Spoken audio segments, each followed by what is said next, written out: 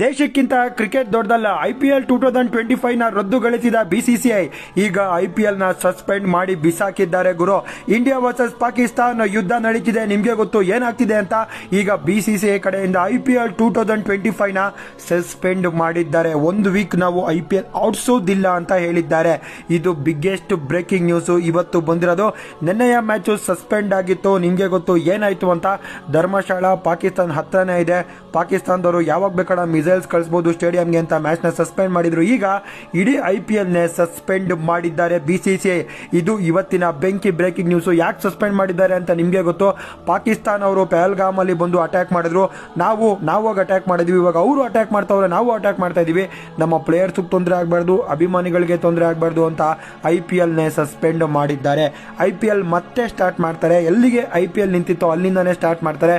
ಸದ್ಯಕ್ಕೆ IPL suspend ಆಗಿದೆ. ಈ ವಿಡಿಯೋನ ಎಲ್ಲರಿಗೂ ಕೂಡ ಶೇರ್ ಮಾಡಿ. IPL ಯಾವಾಗ ಮತ್ತೆ ಆಡಿಸ್ತಾರೆ ಎಲ್ಲಾ ತರದ ಮಾಹಿತಿ ನಾನು ನಿಮಗೆ ಕೊಡ್ತೀನಿ.